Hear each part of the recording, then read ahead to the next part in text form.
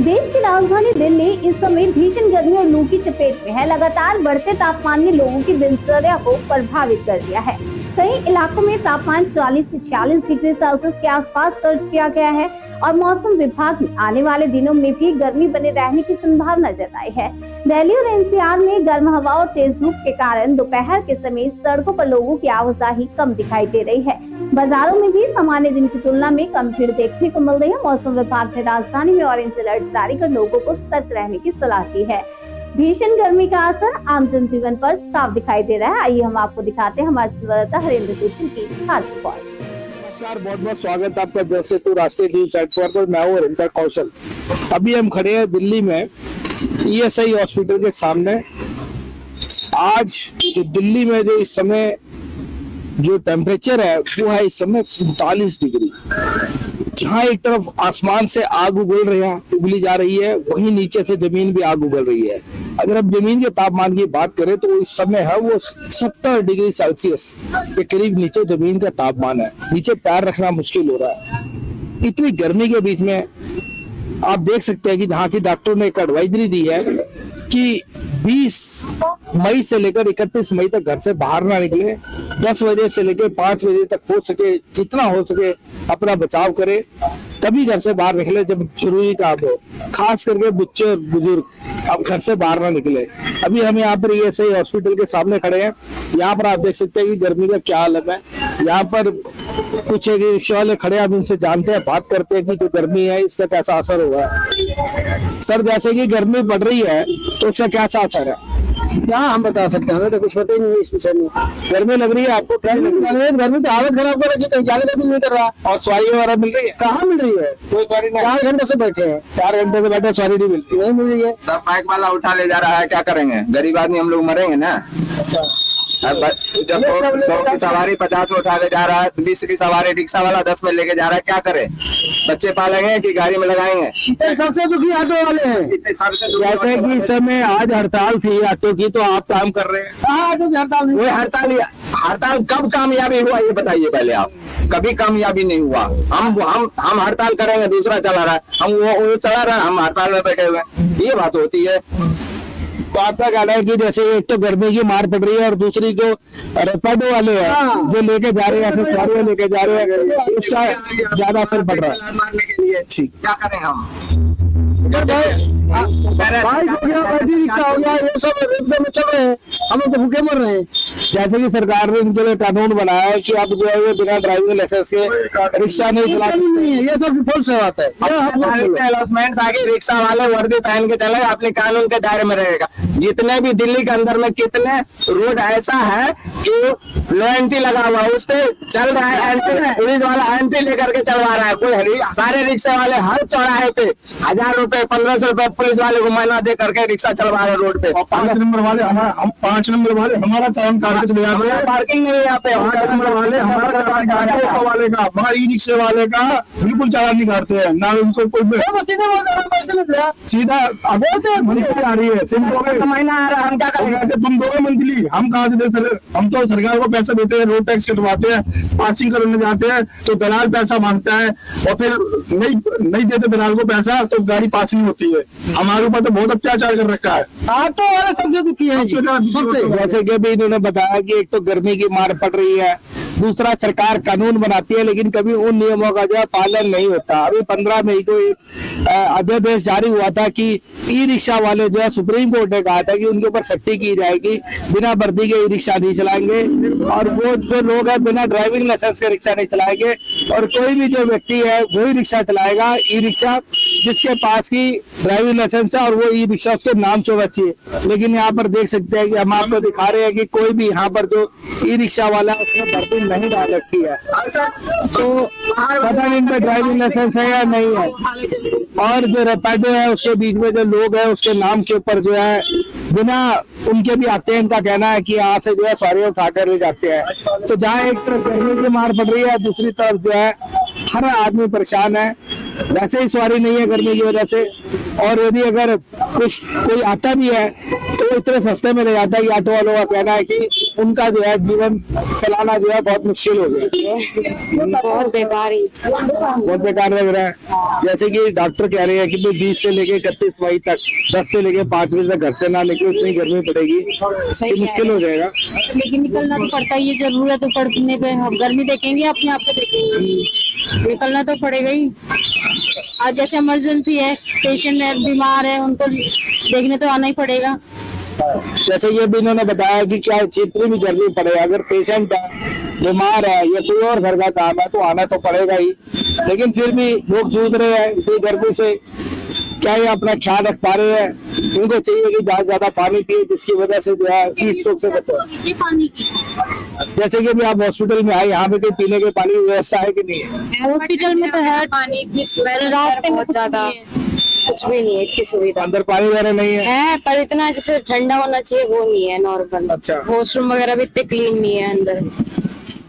और ये पूरी तरह से गंदगी है। हाँ, जैसे कि अभी इन्होंने बताया कि हॉस्पिटल का ये हाल है कि अंदर पीने के पानी की व्यवस्था नहीं है। एक तरफ दिल्ली सरकार कहती है, रेखा सरकार कहती है कि जो जगह जगह पे हम पानी की व्यवस्था कर रहे हैं, ठंडा पानी पिलाया जा रहा है, इलेक्ट्रोल दिए जा रहे हैं, बच्चों के बीच में ग्लूकोज दिए जा रहे हैं, लेकिन जो हॉस्पिटल आई है ऐसे हॉस्पिटल, इसमें इनका कहना है कि यहाँ पे ठंडे पानी की व्यवस्था तक नहीं है। पानी है लेकिन वो ठंडा नहीं है, गर्मी में कैसे पियेंगे? वॉशरूम में गंदे हैं, बदबू मार रहे हैं। तो ऐसी स्थिति के बीच में जो है, इतनी गर्मी के बीच में महामारी नहीं फैलेगी तो और क्या हो। अब गैस एजेंसी में काम करता है, इतनी गर्मी पड़ रही है, अभी दिल्ली का टेम्परेचर भी 48 डिग्री है, और जो अगर हम सड़क की बात करें तो उसके ऊपर तो 70 डिग्री सेल्सियस का इस समय तापमान है। इतनी गर्मी में आप जा रहे हैं, कैसा महसूस हो? सभी वो तो मजबूरी है। तो आप क्या बचाव कर रहे हैं? इतनी गर्मी में आप निकल रहे हैं। तो पानी पिए जाओ, और क्या बचाओ, और तो कोई है नहीं। पानी पीना केवल पानी पीना और काम तो करना ही पड़ेगा। काम तो करना पड़ेगा। आपका शुभ नाम? रमाकांत। रमाकांत जी ने वैसे बताया कि क्या करें, मजबूरी है, पेट पालना है तो भैया काम करने के लिए तो निकलना पड़ेगा, चाहे जितनी भी गर्मी पड़े। क्या किया जा सकता है? बस एक ही उपाय है कि पानी पीते रहे। जैसे कि आज टेम्परेचर जो है अभी 46 डिग्री के करीब है, और आसमान से तो आग बरस ही रही है, जमीन से भी आग बरस रही है। अगर रोड की बात करें तो इस समय 65 डिग्री सेल्सियस जो तापमान है वो रोड का है। डॉक्टर साहब से हम जानेंगे कि इतनी गर्मी के बीच में, जैसे कि सरकार ने अभी गाइडलाइंस दी है कि 20 मई के बाद और 31 मई तक 10 बजे के बाद घर से बाहर ना निकलें, खास करके जो हार्ट पेशेंट है या किसी भी रोग से जो ग्रस्त है उन लोगों को बाहर नहीं निकलना है, क्योंकि गर्मी बहुत है, और अगर बहुत ही जरूरी है तभी घर से निकले, नहीं तो 5 बजे के बाद घर से बाहर निकले और अपने काम करें। हम डॉक्टर साहब से जानते हैं कि जैसे कि इतनी गर्मी के बीच में लोग उनको तरह तरह की बीमारियां हो रही हैं, तो हम जानते हैं डॉक्टर साहब से। डॉक्टर साहब, जो हीट स्ट्रोक है उसके क्या लक्षण है? वॉमिटिंग हो सकती है, लूज मोशन भी हो सकते हैं, और गैस्ट्राइटिस भी हो सकती है, हेडेक भी हो सकता है, सीवियर हेडेक भी हो सकता है, and body pain, and sodium potassium का लॉस भी हो सकता है because of vomiting and because of heat stroke. These are the possibilities which can occur. तो डॉक्टर साहब क्या एडवाइस करते हैं इस चीज से बचने के लिए? क्या करना चाहिए पेशेंट्स को? तो उसको अपने आप को बचाए कि वो शेड में जाए, या छतरी का यूज करे, अम्ब्रेला यूज करे, वो ये भी है, और पानी पी के चले, पानी अपने साथ लेके चले। और डॉक्टर साहब, अगर इस प्रकार का कोई लक्षण अगर किसी पेशेंट में दिखता है तो उसको क्या रेमेडी लेनी चाहिए, क्या उपाय एकदम तुरंत करना चाहिए? तुरंत ही उसको ज्यादा से ज्यादा पानी पीने की कोशिश करनी चाहिए, ज्यादा से ज्यादा पानी पीने की कोशिश करनी चाहिए। पानी ले, वो शेड में लाए अपने आप को, या छाए हो, हवा का भी करे कुछ, चाहे पेपर से कर ले, है ना। तो सर, जैसे कि कोई जो हार्ट पेशेंट है उसको इस स्थिति के बीच में क्या करना चाहिए? हार्ट पेशेंट को नहीं ज्यादा इफेक्ट करेगा, ऐसे इफेक्ट नहीं ज्यादा, ऐसे कोई मतलब मौसम का कोई इफेक्ट नहीं पड़ेगा। Nothing to. तो सर, जैसे कि अभी जैसे कि इतनी गर्मी पड़ रही है और जो लोग हैं बाहर निकल रहे हैं, बाहर जा रहे हैं, सरकार की तरफ से एडवाइजरी दी जा रही है, और जैसे कि जो हम कहेंगे इस समय, जैसे कि जो हमारी दिल्ली सरकार है वो भी कोशिश कर रही है कि जगह जगह पर जो पानी के, ठंडे पानी की व्यवस्था कर रही है। अभी हम ESI हॉस्पिटल में गए, वहाँ पे जो पेशेंट्स हैं उनका कहना ये है कि यहाँ पे तो पानी की व्यवस्था ही नहीं है। तो ऐसी स्थिति के बीच में आप क्या, मतलब ये गवर्नमेंट संस्थान है, इनको क्या संदेश देना चाहें? पानी का अरेंजमेंट करें, साफ सुथरे पानी का अरेंजमेंट करें, हाँ, RO लगाए हैं, जो भी तरीका है, जो भी छोटे छोटे तरीकों से भी हमारा वाटर फिल्टर होता रहता है, तो ये शुड यूज वाटर फिल्टर बढ़ाएं। मतलब पानी भी जो जाए उसको that should be little bit hygienic होना चाहिए। ऐसे नहीं कि कोई भी वाटर दे रहे हैं उसको, वो ऑलरेडी हीटेड है, बंदा हीट स्ट्रोक का लगी हुई है, और फिर वो अगेन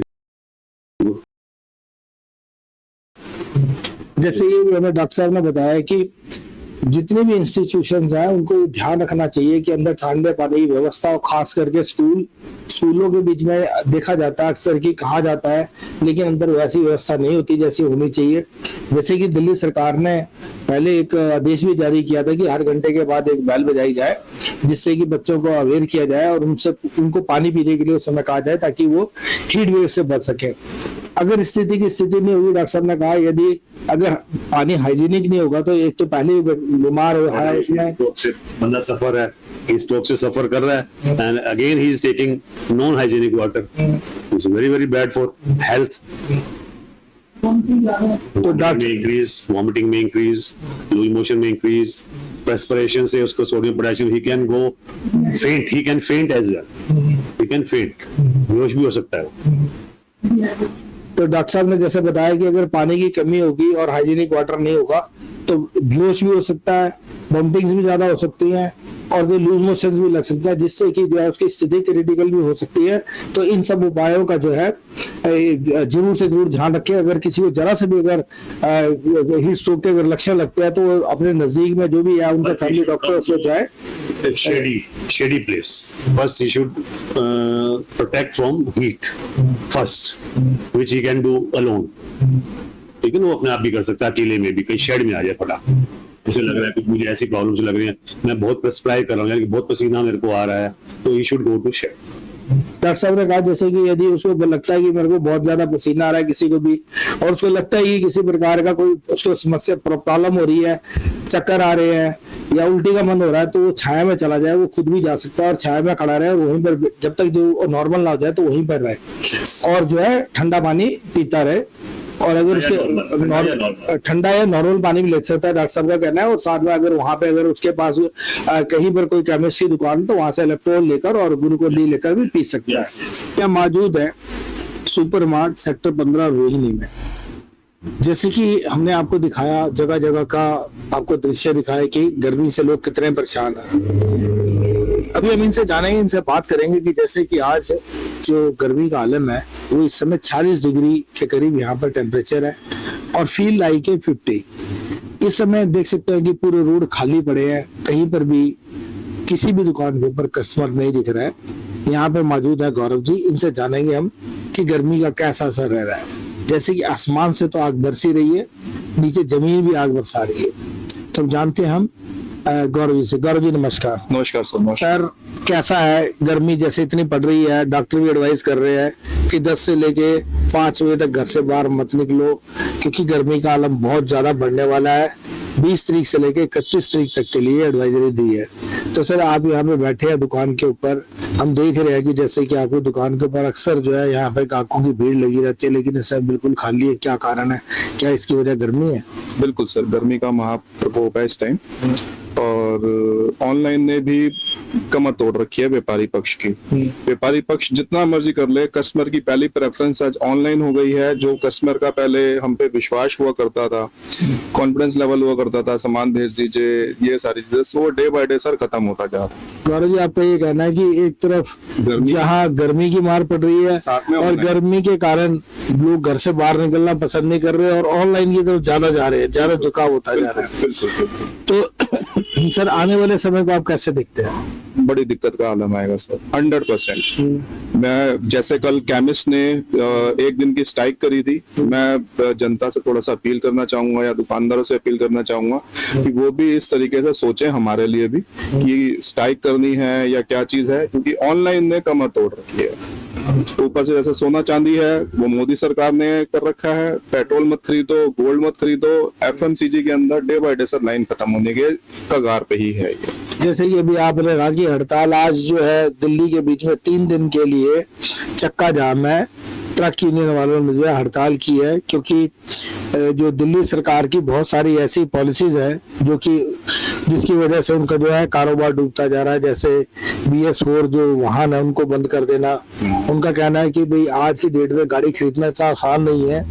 जिस व्यक्ति के पास एक ही गाड़ी है तो उस गाड़ी को कैसे स्क्रैप कर दे, कैसे दूसरी गाड़ी ले आए। और बहुत सी तो ऐसी गाड़ी है जिनके भी किस्तें चल रही है, किस्तें भी नहीं दी गई हैं पूरी। तो उस स्थिति के बीच में वो क्या करेंगे? जैसे आप कह रहे हैं कि हड़ताल करनी चाहिए, तो आपको नहीं लगता कि जैसे भी ये जो ऑनलाइन प्लेटफॉर्म चल रहा है और गर्मी का भी आलम है और लगभग जो है अभी जो कयास लगाए जा रहे हैं कि लगभग जो है 15 लाख दुकानें जो है बंद होंगी किराने की, तो स्थिति के बीच में सर क्या रहने वाला है? सर या तो गवर्नमेंट को कुछ ऑनलाइन पे एलिगेशन लगाने चाहिए किसी भी तरीके से, मतलब या पर्टिकुलर कोई सामान के लिए मना करें, क्योंकि गवर्नमेंट आज हम लोगों के बारे में कुछ नहीं सोच रही है।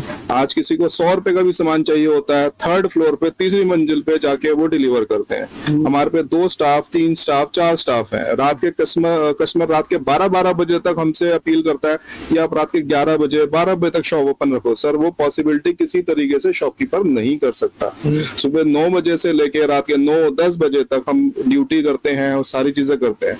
उसके बाद भी कस्टमर सेटिस्फेक्शन हम नहीं कर सकते जो ऑनलाइन कर सकते हैं, लेकिन ऑनलाइन पे कुछ ना कुछ एलिगेशन लगने चाहिए।